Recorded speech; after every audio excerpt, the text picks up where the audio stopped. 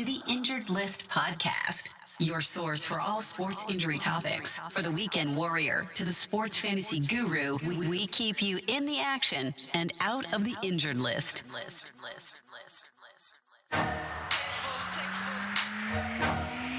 Ladies and gentlemen, please welcome the host of the Injured List podcast, Brian Scott.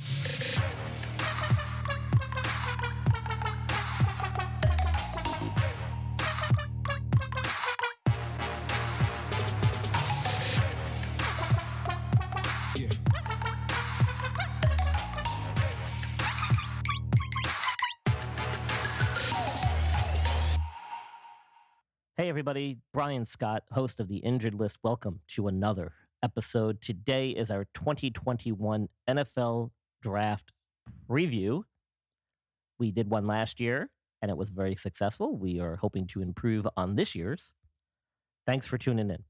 Now, quick injury update. Jamal Murray of the Denver Nuggets went down last night with a pretty significant-looking knee injury. It was in the last minute of the game, and he was driving to the bucket. He planted and went down like a ton of bricks, was writhing in pain on the ground, holding his knee, had to be helped off the court in tears. Looks like a significant ligamentous knee injury. Is pretty consistent injury pattern with an ACL. I've seen it many times before. Official word hasn't come out yet, but it sounds like he's probably getting an MRI today to confirm. So we'll see what happens there, and we'll update you guys as we go.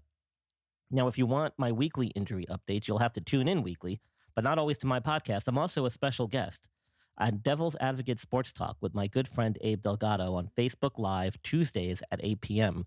Right now, he's going every other Tuesday, but during football season, it's a weekly show. And it's a show for the fans, by the fans, that involves the fans. So if you're interested in getting on the show to discuss a specific topic, message or get in touch with Abe on his Facebook page, and listen in for my weekly injury updates and unique perspective on all things sports as we touch on various sports and various topics. Now, we'll be right back with the start of the NFL Injury Draft Special after these messages from our sponsors.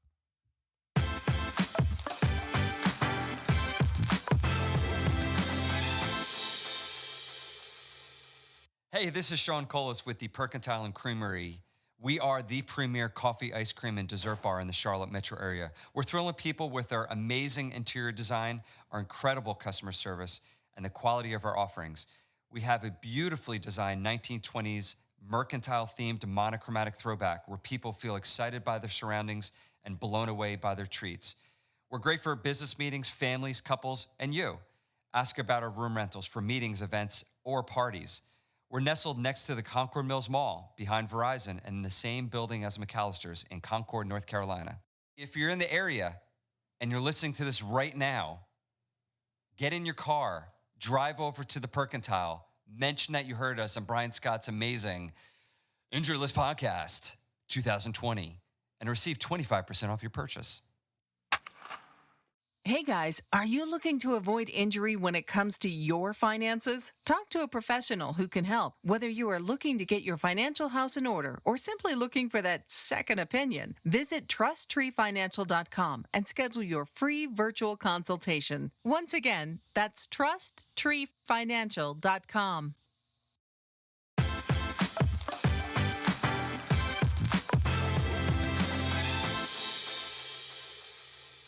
You're listening to the Injured List Podcast with your host, Brian Scott, your go-to resource for all sport injury-related topics. For show notes and other resources, visit theinjuredlist.com.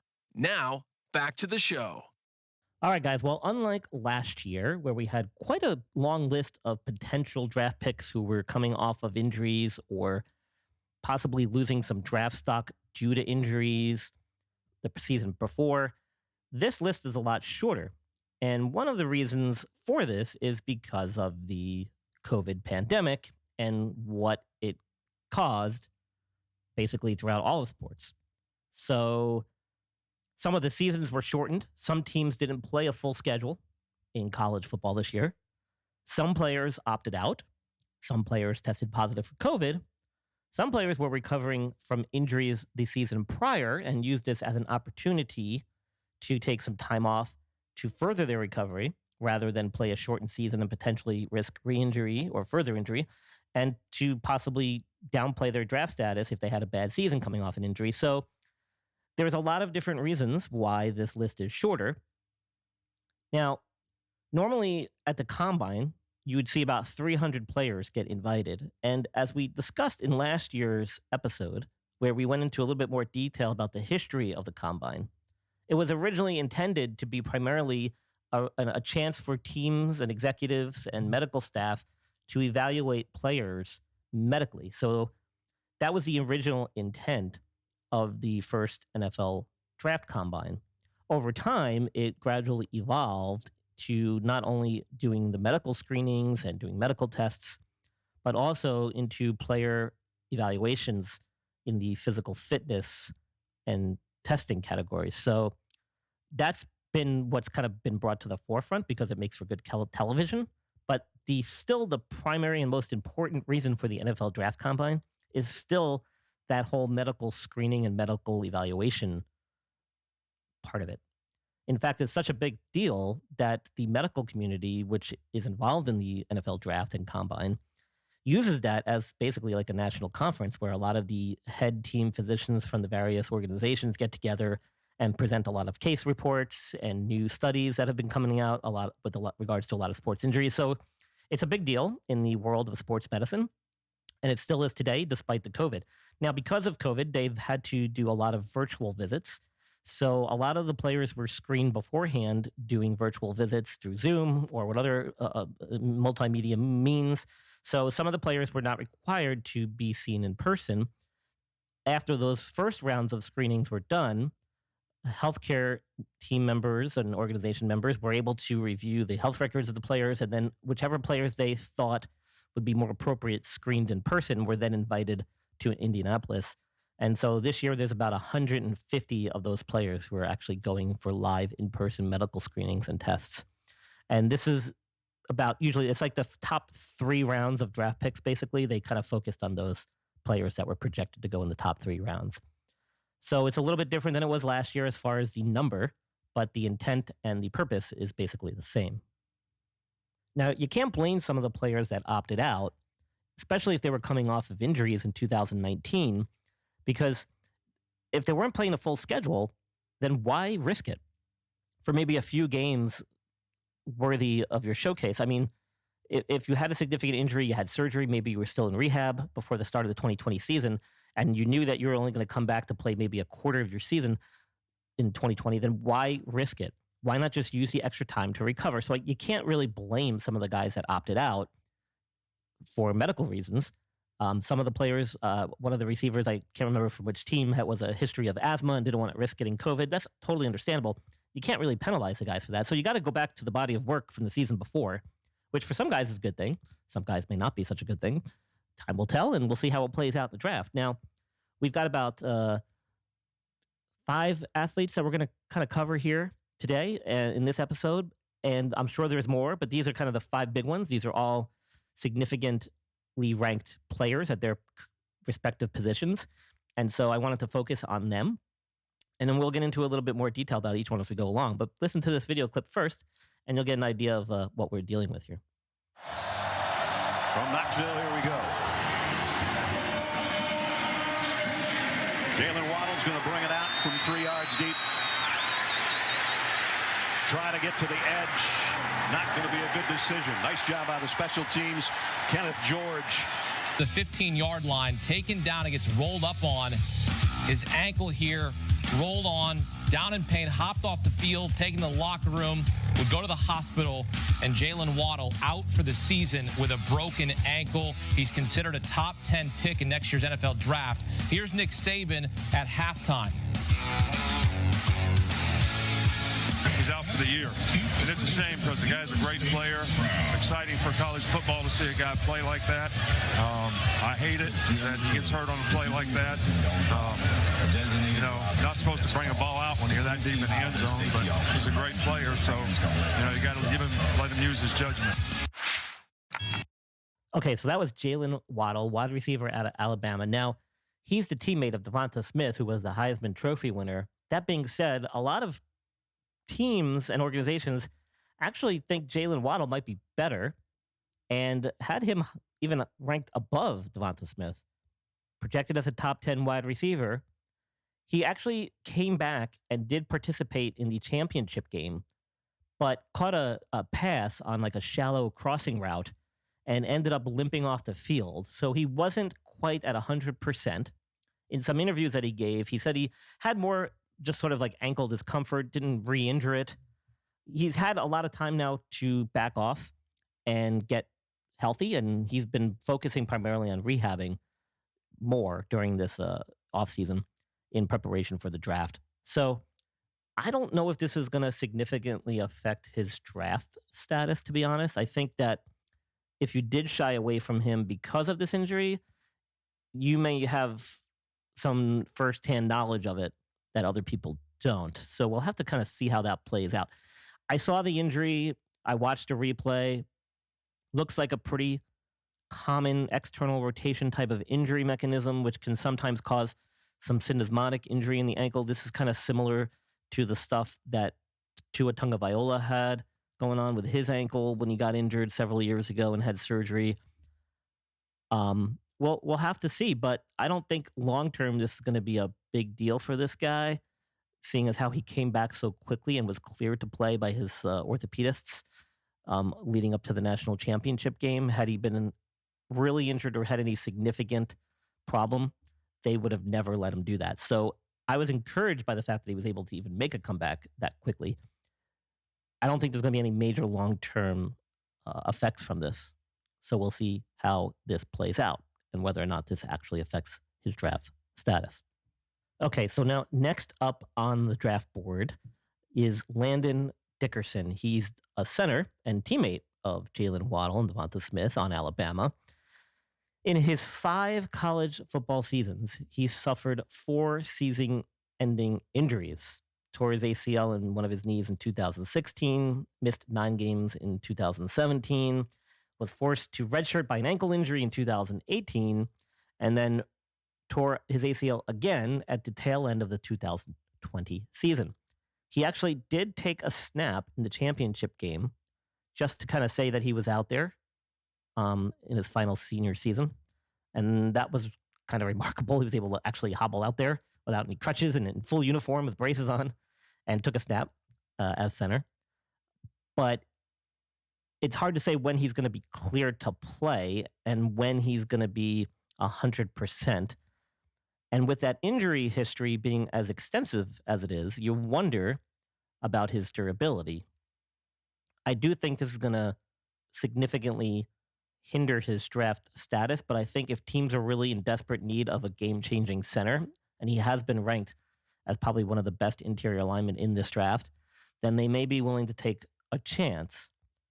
He's a super athletic. If you watch some of the interviews with him and some of the highlights of him, he's often in the back kind of messing around, doing cartwheels during interviews of his teammates and stuff. So he's pretty athletically gifted for a guy his size.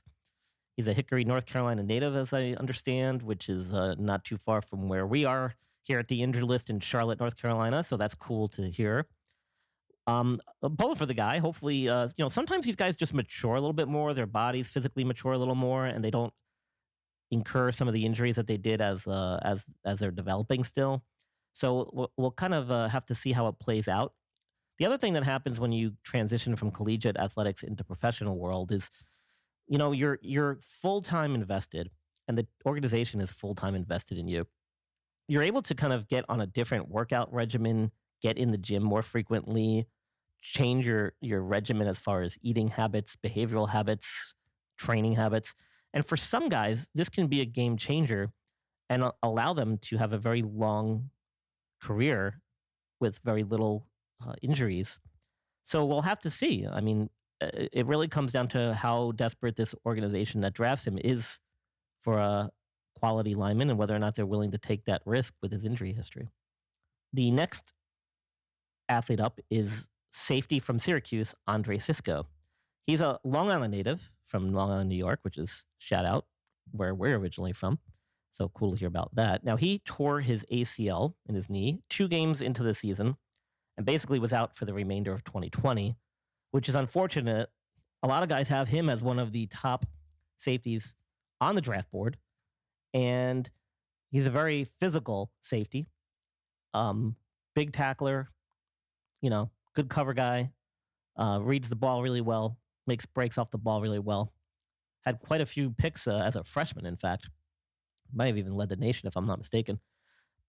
But, ACL injuries, as we've spoken about before, can sometimes take a long time to get better, and it's not always as benign as you think. Sometimes there is some other structural damage in the knee that may actually make their return to play a little bit more challenging than it might have been otherwise if it was just an isolated ACL. Now, I haven't been able to dig up too much information on his injury and how his recovery has gone, so we'll have to see whether or not he starts falling down the draft board. That could be a sign that his combine medical evaluations were not so good. So we'll have to see. That kind of tells the story.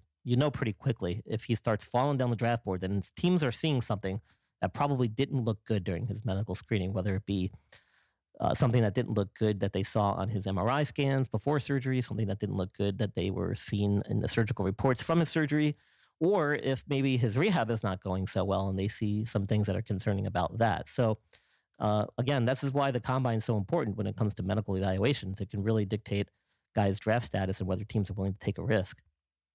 Next up is a edge rusher from Vanderbilt, Dayo Odeyingbo. Now, he's a pretty raw talent, good physical attributes. He had a great pro day and was ranked as high as going in the first round on many teams' lists. Unfortunately for this young gentleman, he apparently tore his Achilles tendon while training after the pro day. And as a result, it's probably going to fall down some people's draft board because he was a raw talent to begin with. There was still a lot of talk about he needed a lot of refinement in as far as his techniques and skills, but he had the physical attributes to do well, and that's what teams were really so sold on. And I haven't been able to find any information. It sounds like he had an Achilles tendon injury that may require surgery. And if this is the case, he's definitely going to be out for probably 6 to 9 months minimum before he's actually able to get back on the football field. And so that's going to severely hamper his ability to get on the team and contribute. And so as a result, he's probably likely going to fall down on draft boards significantly if that's what's going on. Now, I haven't been able to find any information to confirm this, but we've spoken about Achilles tendon injuries and how it takes quite a while for people to bounce back. Kevin Durant being the big one that we covered, and Kobe Bryant, rest in peace, had this injury when he was toward the tail end of his career, and it basically, I think ultimately probably was one of the things that led to his retirement. Last player up on the preview today is Caleb Farley. He's a cornerback out of Virginia.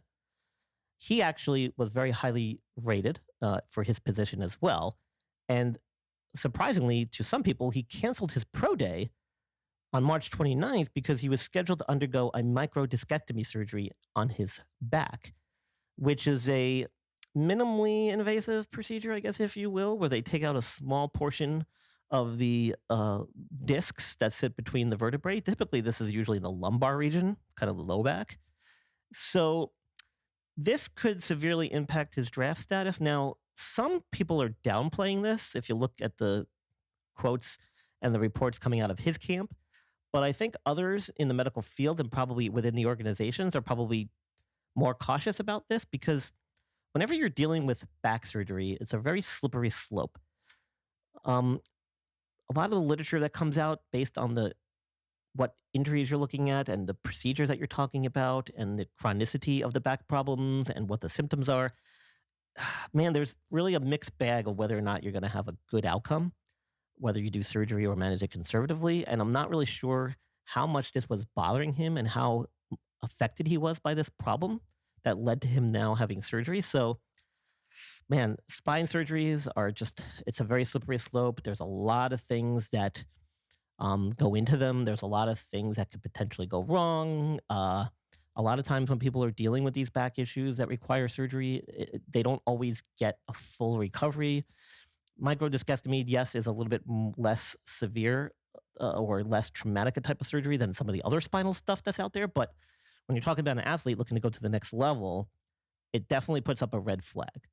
So really curious to see where he falls on people's draft boards and whether or not this affects his stock as significantly as is made out to suggest. So those are the athletes I've covered today. But if you have more, or you want to hear about more, or you have questions about other athletes that maybe you've heard about, I'm here for you. Reach out to me. Be more than happy to go over it. Guys, thanks for tuning in. Stick around for these messages, and then we'll say our goodbyes.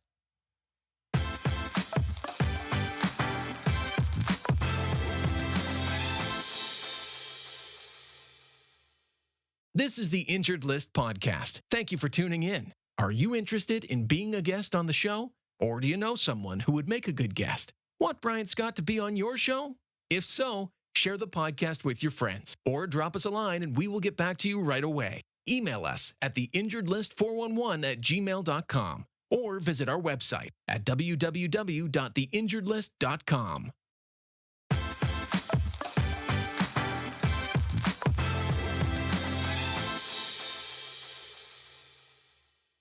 The Injured List podcast is proudly sponsored by TransitioningVeteran.com. Founded in 2008 by a former enlisted armed service member, Transitioning Veteran provides free information and resources to help guide past, future, and present service members through the transition process from active service to civilian life. This free website provides links, articles, and general information about the services available to members of the armed forces and their dependents. It can be a daunting task searching for pertinent information in today's technological age. TransitioningVeteran.com hopes to provide a centralized location for the many resources that are available to military veterans. From education benefits, employment opportunities, to medical benefits for both military members and their families, make TransitioningVeteran.com your go-to resource. On behalf of the Injured List podcast, we thank you for your service. And through our partnership with TransitioningVeteran.com, we hope to give back to the military community.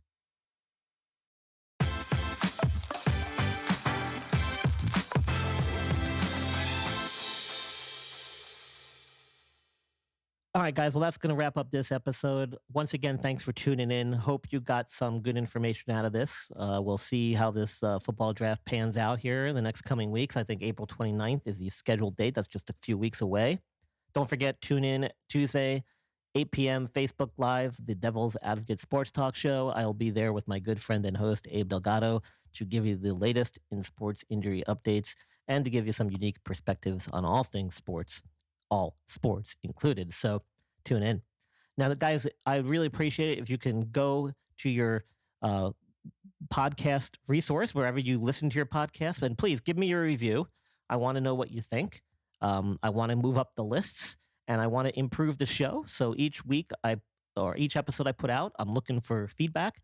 I'm looking for reviews. Podchaser.com is actually doing a nice little thing where if every review that I get on podchaser.com, they will in turn it around and actually send money to a charity.